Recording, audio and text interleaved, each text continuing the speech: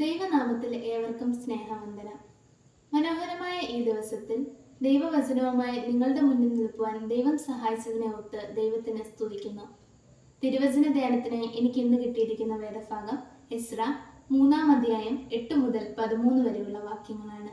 നമുക്ക് ഒരു നിമിഷം പ്രാർത്ഥിക്കാം. സ്വർഗീയ പിതാവാം ഞങ്ങളുടെ ദൈവമേ, തിരുവചന ധ്യാനത്തിലേക്ക് ഞാനിതാ കടക്കുന്നു. വചനം പറയുന്ന എന്നെ നീ ശക്തീകരിക്കണമേ.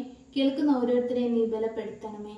ഞങ്ങൾ കേൾക്കുന്ന ഓരോ വചനങ്ങളും ആത്മീയ വളർച്ചയ്ക്ക് മുഖാന്തരമാക്കി തീർക്കുവാൻ ഇടയാക്കണേ നാഥ. ആമേൻ. എസ്ര 3-ാം അധ്യായം 8 മുതൽ 13 വരെയുള്ള വാക്യങ്ങളിൽ ബാബിലോണിയ പ്രവാസത്തിനു ശേഷമുള്ള ഇസ്രായേൽ ജനതയുടെ ജീവിതത്തെക്കുറിച്ചാണ് വിവരിക്കുന്നത്. സ്വന്തം നാട്ടിലേക്ക് മടങ്ങി വരുവാൻ കഴിയുമെന്ന് കരുതിയത് പോലുമില്ലാത്ത ഇസ്രായേൽ ജനതയ്ക്ക് സ്വന്തം നാട്ടിലേക്ക് മടങ്ങി വരുവാനും അവിടെ ഒരു ആലയം പണിയുവാനും യഹോവ സഹായിക്കുന്നു.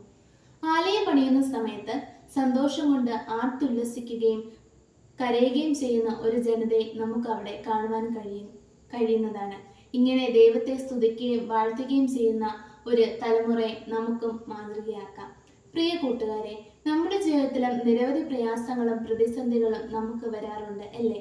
പക്ഷേ ഇങ്ങനെയൊക്കെ ഓരോ പ്രതിസന്ധി ഘട്ടങ്ങളിലൂടെയും നമ്മൾ കടന്നു പോകുമ്പോൾ ദൈവത്തെ മുറുകെ പിടിച്ചുകൊണ്ട് ജീവിപ്പാൻ നമുക്ക് ഓരോരുത്തർക്കും കഴിയണം.